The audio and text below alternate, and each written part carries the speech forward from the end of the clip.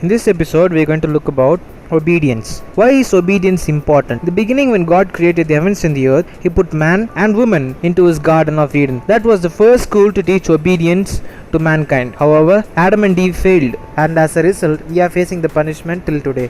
Obedience is better than sacrifices. For in 1 Samuel 15 verses 22, it says that Lord delights in obedience rather than sacrifices. Our obedience decides whether we get blessings or curses. But Deuteronomy 11:27-28 says, if we obey the Lord, we will be given blessings, and if we disobey Him, we will be given curse. The example of Christ in obedience. Jesus Christ was obedient to His parents, as stated in Luke 2:51, and in Philippians 2:8 it says, and being found in appearance as a man, He humbled Himself by becoming obedient to death, even death on a cross. To whom should we obey? Firstly, wife should obey her husband. Colossians 3:18 says, wives, submit yourselves to your husbands as is fitting in the Lord. Likewise, we have an example as stated in 1 Peter 3:6 that Sarah was so obedient to Abraham. Secondly, children should obey their parents. For Ephesians 6:1-3 says that if we obey our parents and honor our father and mother, it will go well with us and we may enjoy long life on earth. Most importantly, Deuteronomy 21 verses 18-21 talks about the Old Testament treatment of people who disobey their father and their mother. For it says, if someone disobeys their father and mother, they will be stoned by the elders.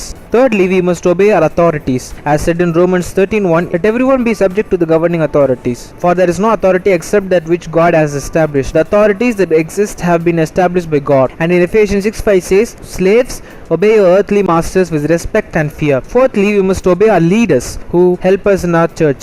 For Hebrews 13:17 says, have confidence in your leaders and submit to the authority, because they keep watch over you as though who must give an account. Do this so that their work will be a joy, not a burden, for that would be of no benefit to you. And finally, Ephesians 5:21 says, submit to one another out of reverence for Christ. Last but not the least, we all need to obey God. James 4:7 says, submit yourselves then to God, resist the devil and he will flee from you. We must obey God at all costs. The entire Bible is focused upon being obedient to God. What are the signs of disobedience? 1. Acting like being obedient. 2. Partial obedience. 3. Obedience depending on the time, location and situation. 4. Delayed obedience. 5. Carelessness. 6. Direct violation. What if we are disobedient? As Romans 2:8 says, but for those who are self-seeking and who reject the truth and follow evil, there will be wrath and anger.